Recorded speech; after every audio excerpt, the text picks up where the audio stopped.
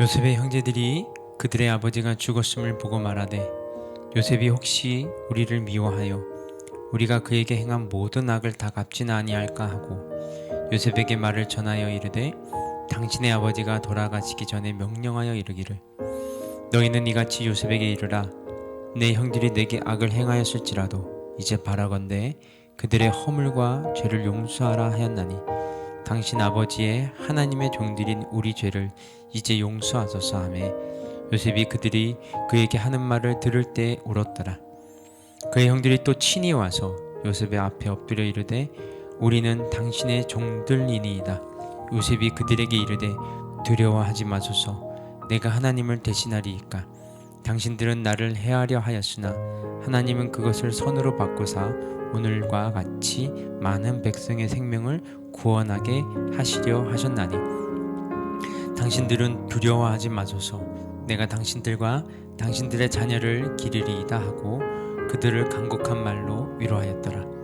요셉이 그의 아버지의 가족과 함께 애굽에 거주하며 130세를 살며 에브라임의 자손 3대를 보았으므로 므낫세의 아들 마길의 아들들도 요셉의 스라에서 양육되었더라. 요셉이 그의 형제들에게 이르되 나는 죽을 것이나 하나님이 당신들을 돌보시고 당신들을 이 땅에서 인도하여 내사 아브라함과 이삭과 야곱에게 맹세하신 땅에 이르게 하시리라 하고 요셉이 또 이스라엘 자손에게 맹세시켜 이르기를 하나님이 반드시 당신들을 돌보시리니 당신들은 여기서 내 해구를 메고 올라가겠다 하라 하였더라. 요셉이 110세의 죽음에 그들이 그의 몸에 향 재료를 넣고 애굽에서 입관하였더라. 아멘. 창세기는 오늘 50장에서 마무리가 됩니다. 지금까지 나누었던 창세기 말씀을 한 문장으로 설명하라면 아담과 하와의 가정으로 시작된 하나님의 구원의 역사는 아브라함, 이삭, 야곱의 가정을 통해 보다 구체적으로 보여주셨다고 정리할 수 있습니다. 다시 말해서 창세기는 문자 그대로 세상을 창조한 이야기가 아니라 창가정기, 즉 하나님께서 가정을 어떻게 만들어 가시는가를 보여주신 말씀이라고 할 수 있습니다. 세상을 창조한 이야기는 창세기 1장, 2장으로 끝나고 3장부터는 아담과 하와의 가정 이야기를 시작으로 그 후손들의 가정 이야기를 다루고 있기 때문입니다.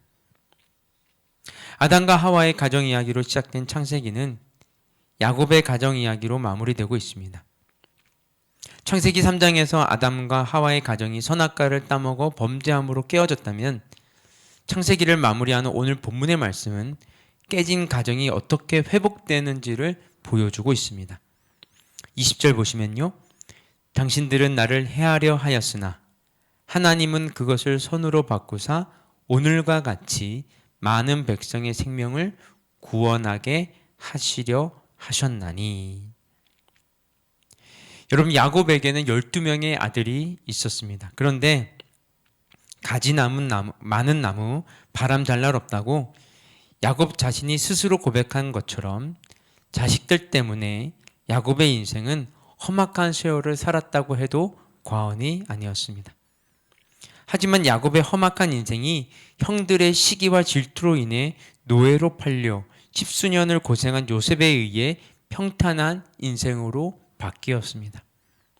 깨진 가정이 회복되는 역사는 하나님께서 악을 선으로 바꾸시는 역사를 통해 가능했음을 우리는 말씀을 통해서 확인할 수 있습니다. 인간은 자신의 욕망을 다스리지 못함으로 끊임없이 하나님 앞에서 범죄합니다.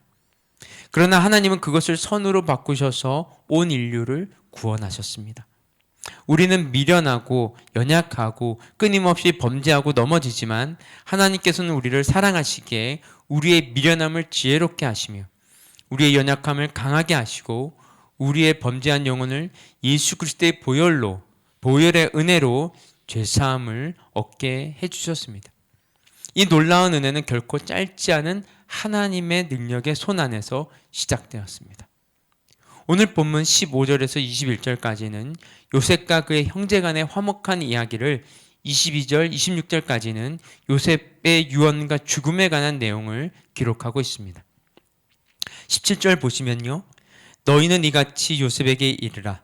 내 형들이 내게 악을 행하였을지라도 이제 바라건대 그들의 허물과 죄를 용서하라 하셨나니 당신 아버지의 하나님의 종들인 우리 죄를 이제 용서하소서 하매 요셉이 그들이 그에게 하는 말을 들을 때 울었더라.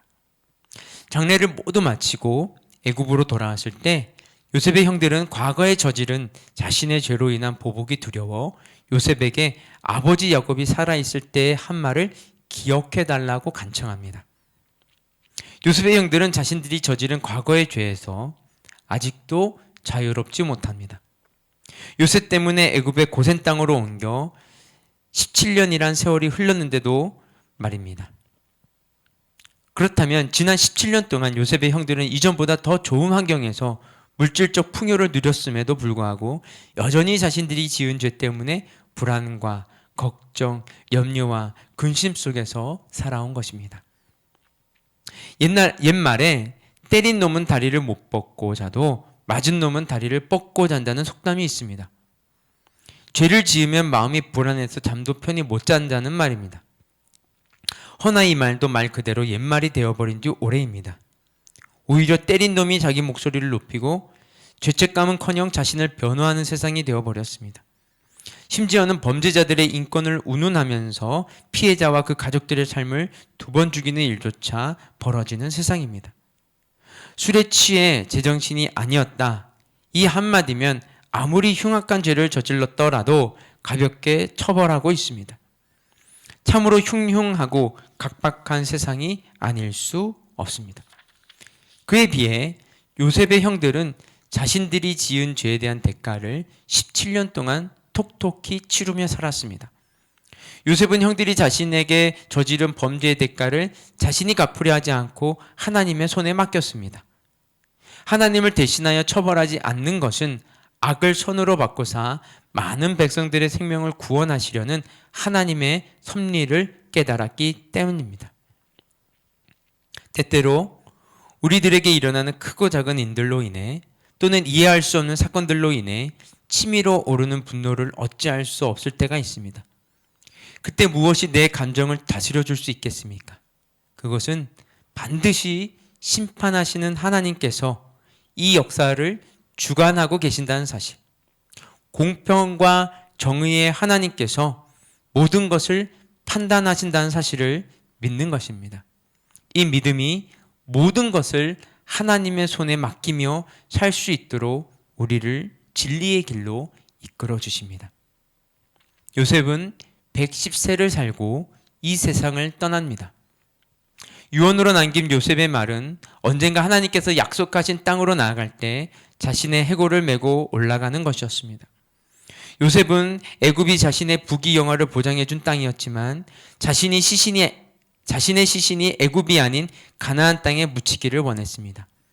이는 요셉의 궁극적인 삶의 지향점이 이 세상이 아니라 이 세상 넘어 영원한 세상에 있었음을 엿볼 수 있는 대목입니다.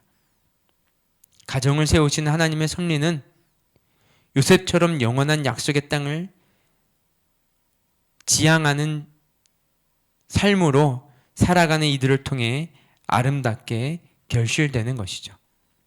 오늘 우리들의 가정 또한 결코 짧지 않은 하나님의 능력의 손을 의지할 때 악을 손으로 바꾸시는 하나님의 섭리로 내가 살고 나의 가족이 사는 생명의 역사가 이루어질 것을 축복합니다. 우리 함께 기도하겠습니다.